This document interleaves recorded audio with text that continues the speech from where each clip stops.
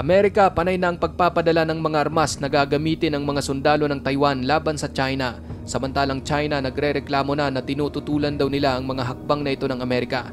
Abangan kapatid ang kumpletong mga detalye, pero bago tayo magpatuloy, isang like lang po ang hinihingi ko para sa videong ito. Malaking bagay na po yan bilang suporta sa ating bawat in-upload.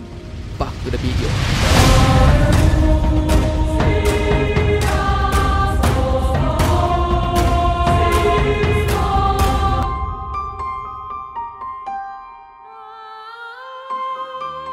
Mainit pa rin ang tensyon na nagaganap sa pagitan ng China at Taiwan. Ito'y matapos manindigan ng China na pilit nilang kukunin ang isla na di umano'y bahagi ng mismong mainland China. Hindi lamang pagbabanta ang ginagawa ni Xi Jinping dahil maya't maya rin ang pagpapadala nito ng mga eroplanong pandigma at mga naval vessel sa mismong airspace at karagatang sakop ng Taiwan. Halimbawa, nito lang nakaraan, iniulat at kinumpirma ng mismong Ministry of National Defense ng Taiwan na nakadetect ang kanilang militar ng nasa 18 Chinese military aircraft at 4 na barkong pandigma ng People's Liberation Army Navy sa paligid ng mismong Taiwan. Kamakailan lang naglabas naman ang Chinese State Television ng animation na nagpapakita kung paano sinisimulate ng China ang kanilang pag-atake sa Taiwan, kung saan makikita na naglunsad ito ng mga missile sa isla, kabilang ang pagpapasabog sa mga lungsod tulad ng Taipei. Maliban dyan, nagsagawa rin ang China ng 2 araw na pagsasanay militar malapit sa isla. Nagpadala ito ng mga armadong eroplanong pandigma at nagsagawa ng mga kunwari pag-atake sa Taiwan habang tinutuligsa ng state media ang bagong pangulo ng Taiwan na si Lai Ching-te dahil sa mga pahayag nito na nagsasabi na dapat itigil na ng China ang mga pagbabanta sa Taiwan. Ayon sa mismong People's Liberation Army, ang mga military drills ng China sa paligid ng Taiwan ay idinisenyo upang subukan ang kakayahan ng China na agawin ang kapangyarihan sa isla.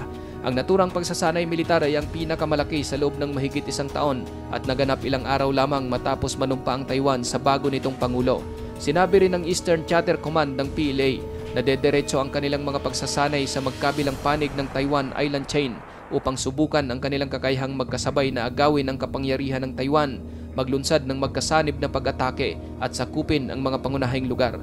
Ang 2 araw na pagsasanay na isinagawa sa Taiwan Strait ay kinasangkutan ng magkasanib na operasyon ng Army, Navy, Air Force at Rocket Force ng China, kung saan nasa tinatayang 19 na mga barkong pandigma ng China at 7 Coast Guard vessel ang nakita malapit sa Taiwan. Sa kauna-unahang pagkakataon, kasama rin sa mga pagsasanay sa PLA ang Coast Guard ng China na tumatakbo sa mga lugar sa paligid ng mga liblib na isla ng Taiwan. Ngayon mga kapatid, bagaman sinasabing lamang na lamang sa bilang at armas ang militar ng China kung ikukumpara sa Taiwan, ngunit hindi nagpatinag ang isla at nanindigan na talagang buwis buhay nilang ipagtatanggol ang kanilang karapatan at soberanya. Pinatibay ng husto ng Taiwan ang kanilang depensa, katakot-takot na bilang ng mga makabago at matitinding armas ang kanilang binili mula sa kanilang kaalyado na Amerika. Matindi ang paninindigan ng US na susuporta ito sa Taiwan, kung kaya't puspusan din ang kanilang pagpapadala rito ng mga kinakailangang armas pandepensa. Sa ulat ng Reuters, nito lang ika-7 ng Hunyo, inaprubahan ng US State Department ang pagbenta ng F-16 fighter jet spare at repair parts sa Taiwan sa tinatayang $80 million. Ayon sa Amerika, ang pagbebenta umano ng nasabing mga piyesa ay makakatulong upang mapabuti ang seguridad ng Taiwan at mapanatili ang pampulitikang katatagan at balanse ng militar at suportahan ang pag-unlad ng ekonomiya sa rehiyon. Ayon naman sa Taiwan mga kapatid, ang pagbebenta raw ng US ng mga kinakailangang piyesa para sa kanilang mga fighter jet ay paniguradong magpapalakas sa kanilang mga pangangailangan sa pakikipaglaban at pagtatanggol sa kanilang Air Force. Ngayon mga kapatid, nang malaman ng China ang panibagong hakbang na ito ng US at Taiwan, agad silang nagreklamo at mariin itong tinutulan. Ayon sa Defense Ministry ng China, matindi raw ang kanilang pagtutol sa ginawang pagbebenta ng US ng mga piyesa at armas sa Taiwan at hinimok ang Amerika na agad daw itong bawiin. Magsasampa rin umano ng reklamo ang China sa nasabing pagbebenta ng armas dahil isang paglabag daw ito sa soberanya ng China. Ngunit ayon naman sa Amerika, ang kanilang pagbebenta ng armas sa Taiwan ay isang obligasyon na nagmumula sa kanilang 1979 Taiwan Relation Act. Ang batas na ito mga kapatid ay humihiling sa Estados Unidos na magbenta ng mga armas na kinakailangan upang mapanatili ng Taiwan ang sapat na kakayahan sa pagtatanggol sa sarili laban sa China. Pinagtibay ng Amerika ang batas matapos ilipat ang diplomatikong pagkilala mula sa Taiwan patungo sa China. Ngayon mga kapatid, maliban sa mga piyesa ng F-16 fighters na nais bilhin ng Taiwan sa Amerika, noong 2022, una nang inabisuhan ng Biden administration ng Kongreso na plano nitong mag-alok ng higit sa $1 billion na halaga ng armas at suportang militar sa Taiwan dahil sa pag-aalala sa agresibong mga kilos ng China sa rehiyon. Ayon sa mga ulat, ang pinakabagong mga potensyal na arms deal ay mabibigyan ng Taiwan ng suporta para sa kanilang radar surveillance capabilities, 60 anti-ship Harpoon missile at 100 short-range air-to-air Sidewinder missiles. Sa pangkalahatan, ang Amerika ay nagmungkahi ng higit sa $2 billion na paglilipat ng mga armas sa Taiwan sa pamamagitan ng Foreign Military Sales Program. Kinabibilangan ito ng buo o bahagi ng mga sistema ng armas o mga support services para sa mga tangke, combat vehicles, howitzer, barko at Patriot Air Defense System na paniguradong magbibigay sa Taiwan ng kakayahan upang salakayin ang mainland ng China, humigit kumulang 110 miles ang layo.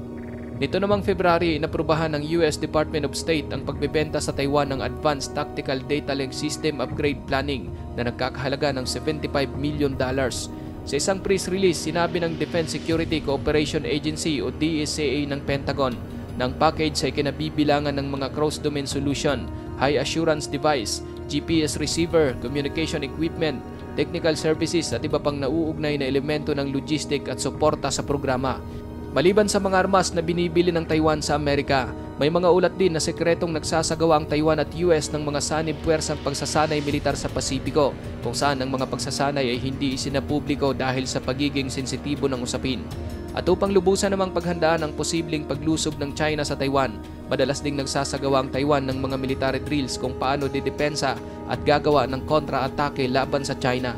Halimbawa, nito lang nakaraang buwan, ang militar ng Taiwan ay nagsagawa ng 2 araw na military drill sa dagat, sa lupa at sa himpapawid upang magsanay kung paano dumepensa laban sa naturang sorpresang pag-atake ng China.